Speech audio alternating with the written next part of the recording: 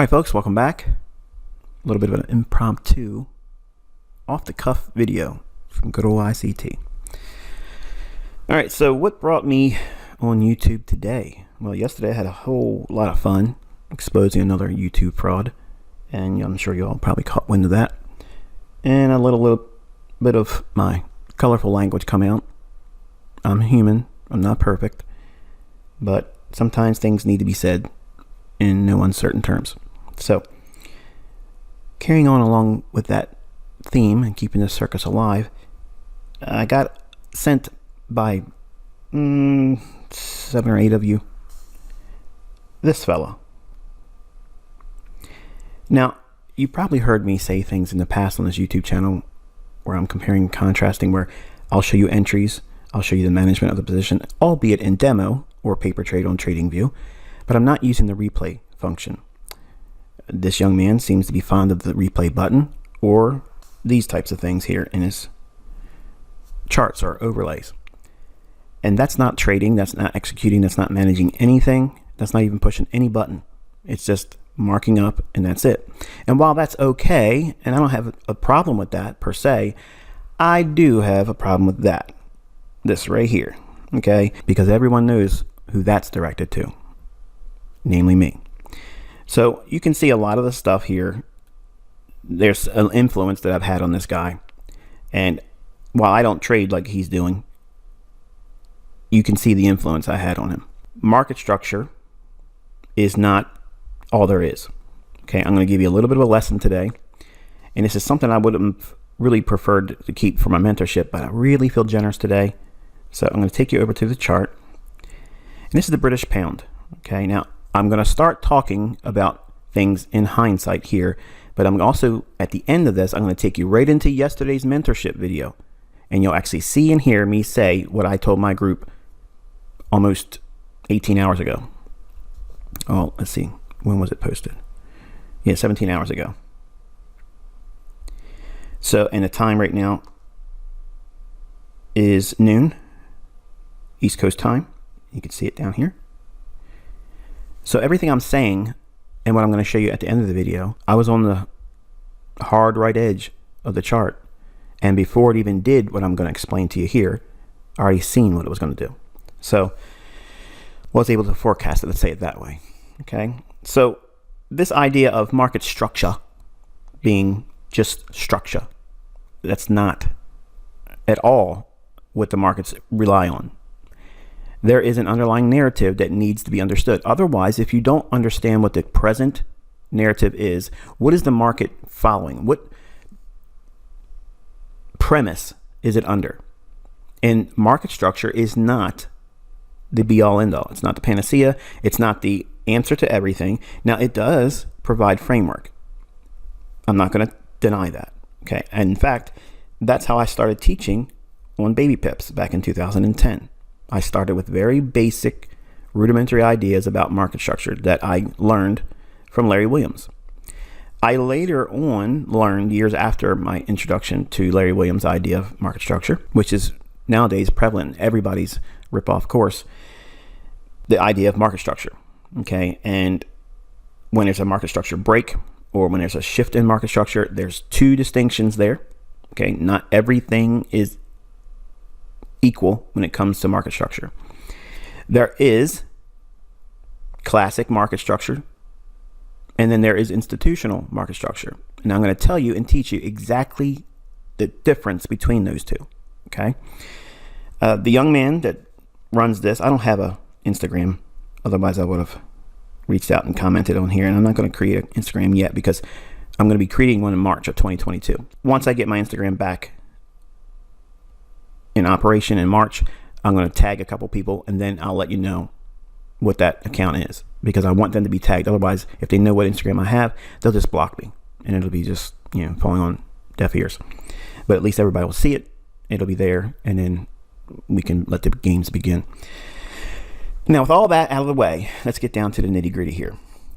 We're looking at the British pound, the daily chart, and I want you to think about how the ideas of support and resistance are, again, prevalent in retail.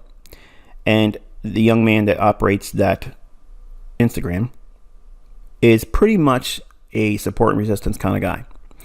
And while it's fine and support and resistance can work, now listen, it can work if you are in alignment with the present narrative. Now, what is narrative and what's the difference between narrative and market structure?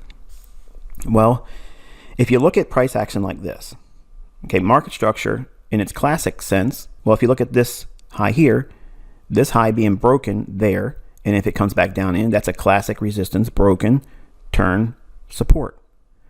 I don't subscribe to that. I don't subscribe to that at all. Now, I did in the beginning. When I first started in 1992, I felt that that was the answer. It's not. Now, there are times when the market will react to levels like that, especially if it's a higher time frame, like a weekly or a daily level.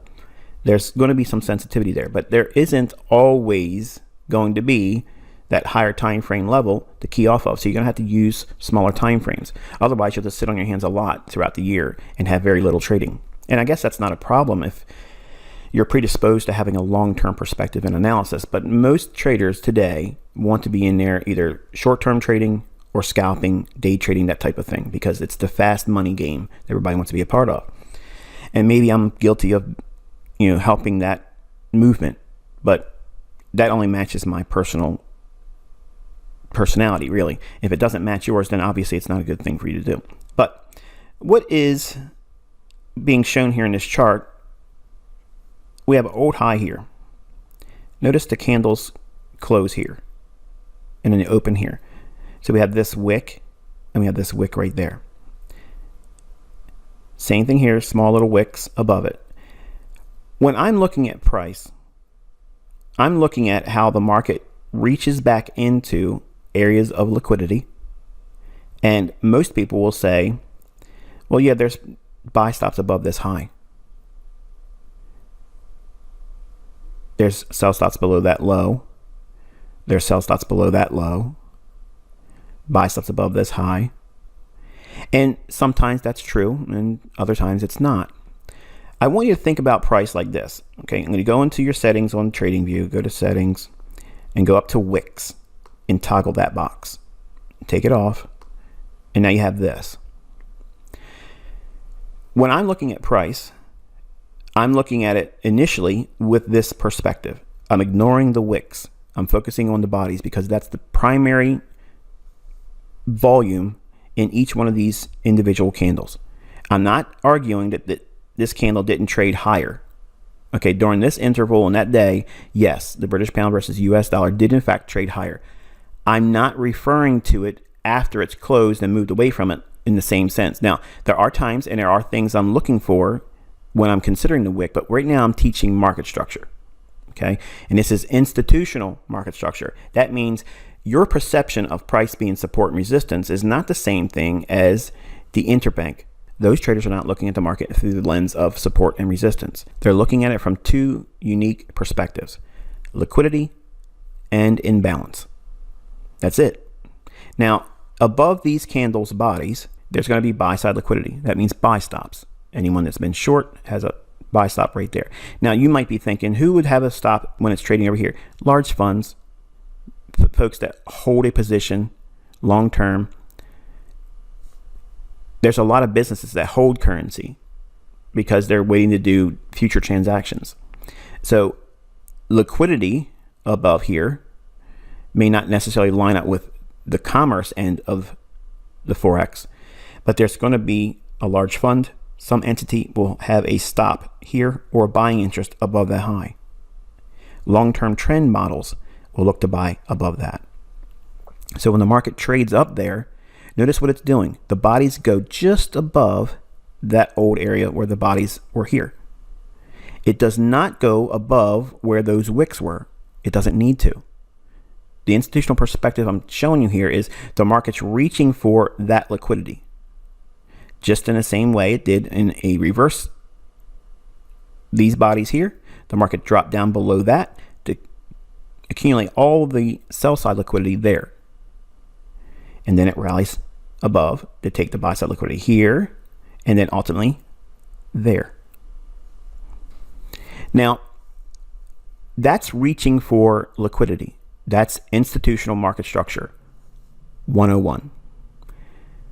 Institutional market structure 201, okay, the next level is imbalance. Now I want to go back to using the wicks for this. All right, so now we had this price run right there, and it goes above this candle's close, or the body of it. So we have a first run into that area, and it attacks that liquidity.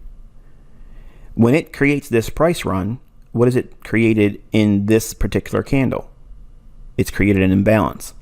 What's imbalanced? It's moved one-sided, it covered a lot of ground, and it is one single large candle on the daily chart. So when this next candle here closes, we know that there's an area between this candle's low and this candle's opening that is primarily all one-sidedness. It's all buying. Now, if we look at this,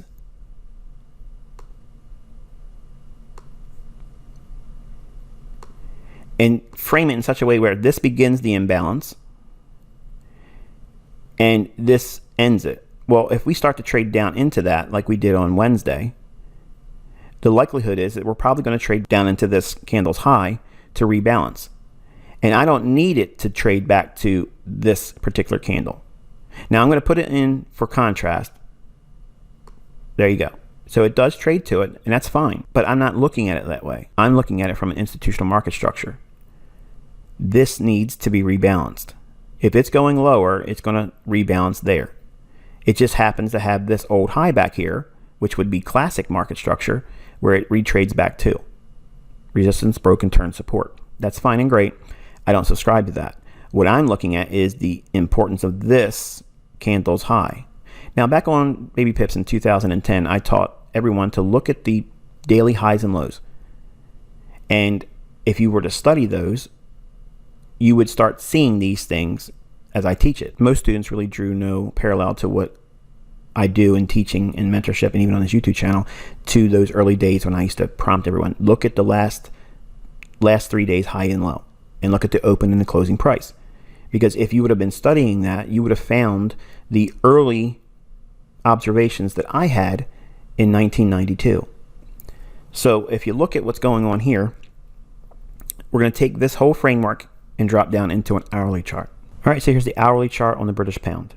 Now, if you're looking at this time frame, once we traded lower on this candle, when I see stuff like this and it comes right back up, I immediately disregard that wick. I don't care about it because it's running liquidity. What's it running? All the stops below these relative equal lows. When that does that and starts to trade down again, once we cross below it, that to me is a level that is not significant at all. It's insignificant. So it's irrelevant to me, and I block it out of my mind. So it would be the same as when I toggled off the wicks. I'm not going to do that here because I'm going to show you the importance of having those wicks now with what I'm teaching. But I disregard it. I pay no attention to it. Okay. The reason why is because this was a stop run and we went through it anyway. So I don't look at this low as a return back to that low because it's support, broken, turn, resistance, because you'll see here it never trades back to it. And this is the fallacy that classic support and resistance or classic market structure denies you access to what I'm going to show you here. Now, I talked about how the market reaches for liquidity, and I talked about how the market reaches for rebalancing imbalances. That's the institutional mindset. The key is understanding what the present narrative is. So is the market going down to rebalance, or is it going down to tag sell stops? It's doing one or the other. That's it. That's why the market's dropping. It's not because there's more sellers than buyers. It's not an absence of buyers. It's not selling pressure. It's the market's going down to rebalance and or going down for sell side liquidity or sell stops. The market doesn't care if you're in the position or not. It doesn't care if ICT is in the position or not. It's going to where the orders are going to be residing, period. If it is not going down to get sell stops. It's going to drop to go to a level to rebalance it. What is that? Well, once we broke this low here, what market structure from a classic perspective do you have to lean on except for this little area here? You have this stuff back up here. So what if it doesn't go up there? Do you miss this trade? Apparently so. But I don't miss those types of trades. I don't miss those opportunities because I understand the institutional mindset behind market structure. So let's go into a greater detail. This swing low here, what do you think was resting right below that? Sell stops. The market has rallied. Trailing stop losses could be positioned right there. We also have that same thing I described on the daily chart with that big candle, that big bullish candle. That's occurring right here. The same thing, but this is now a 1 hour candle. So there's an imbalance from this high to this low. It's all buying. So in this area, we have two things that the market from up here, once it breaks down, where is it likely to reach for? Well, there's an imbalance down here that it may want to rebalance and cover over top of this up close candle. The market will likely deliver a down candle into that range. Okay. It's also, conveniently enough, a sell side liquidity pool where there is sell stops resting right below that. They're pooling, they're converging, they're overlapping. Everybody has their same sell stop just below that low. If they haven't already trailed it up here and been stopped out, it's resting right below there. A lot of trending models on a fund level may be using this level for a stop. I'm not trying to make the case that I know who it is that has a stop there. It's irrelevant. But my eye has been trained to look for these swing lows, look for areas of imbalance, and under the pretense that there is a narrative underway that this market's likely to go down because we've left this consolidation. We've done so in decidedly sharp price decline. And now we have the opposite of this candle here and the opposite of the daily candle I showed you was an imbalance. We have that here with this down close candle. So when you see things like this, order blocks, market maker, liquidity zones, I don't know what a liquidity zone is, but liquidity, London breakout, I don't do those. But kill zones, voids, yeah, that's speaking from ignorance. And this imbalance, the market trades right back up into that imbalance, then trades down. It does not go back to your classic support and resistance idea. It doesn't go back to any other market structure idea there. There's no turning point that it comes back up to. So why did it just stop right there and go down? And go right into that level right there and below that low. Now, some of you are sitting there thinking, yeah, this is easy for him to talk about this in hindsight. It's easy for him to say all this stuff now because it's already in the chart. Everybody's a genius in hindsight. That I admit. Early on, when you're learning anything, you have to learn from a hindsight perspective. But I want to take you into what I showed last night after I drop into the 15-minute time frame. But remember this little area for imbalance. We're going to drop into a 15-minute. Right, here's the 15-minute time frame. And the price drives up into, again, one single candle. That's an imbalance. It's all selling. So the market's wanting to go back up to that level to rebalance this. What is rebalancing actually referring to? Well, when the market delivers price and it's dropping to be efficiently delivered and offered equally, as it passed through that range of price, it will likely want to go back up in there because it gives the opportunity for anyone that wants to buy in this area, okay, in that range. Buyers may not want to buy at a higher price or at a lower price because they have a fixed interest in a specific price range, because they may be buying a currency or only willing to buy a currency at a specific price to do a transaction with another corporate entity. This is the part of the business that none of you really understand because you think it's just support and resistance, or you think it's, order blocks or market structure. It's not just that stuff. You have to have an underlying narrative understood and what the market's likely to do. Then you'll have a greater understanding, and then you can balance and complement classic market structure and now what I'm teaching you here, institutional market structure. So what's occurring here? The market's going right back up to rebalance all of this selling in here, trades up into it, doesn't get into that old low, notice that, but then turns there, drops down, breaks these lows, comes right back up in, last up close candle. What is that? That's what I teach here on this YouTube channel. That's your bearish order block. Why is it a bearish order block? Because number one, it's acting inside of the narrative where it created the high, it broke lower, we ran sell side liquidity, came right back up into this level here. If I put a short-term overbought, oversold indicator, this area is going to be overbought. I don't need to see that. I know it's overbought because from this high and this low, watch, here I'll show you.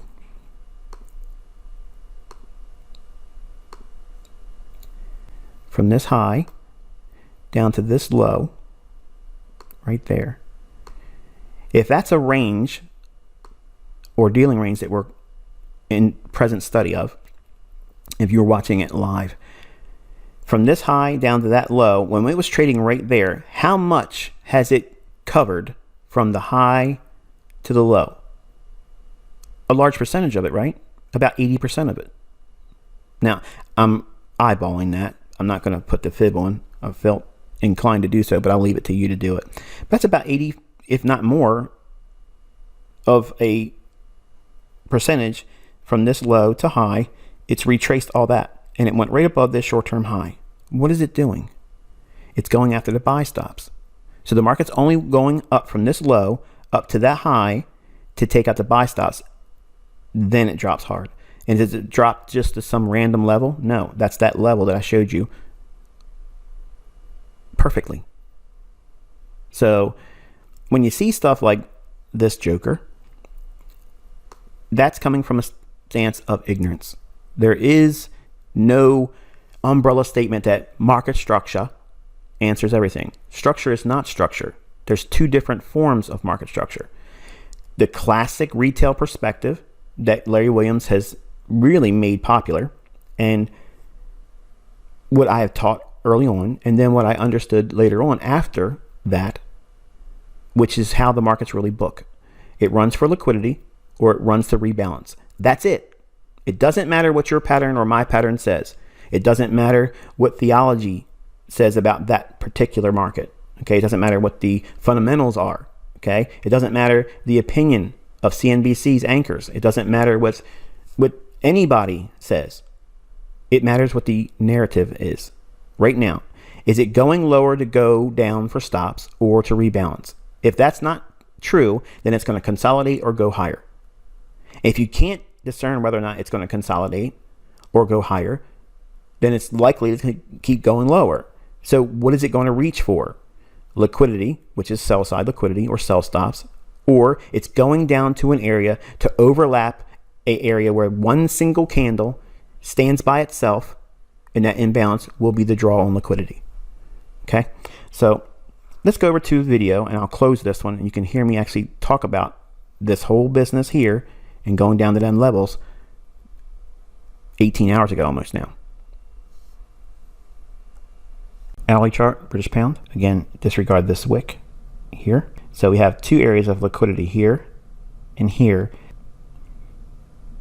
And finally on the cable 15-minute time frame, a lot of distortion when you have these wicks in here. So just kind of like imagine that this is not there.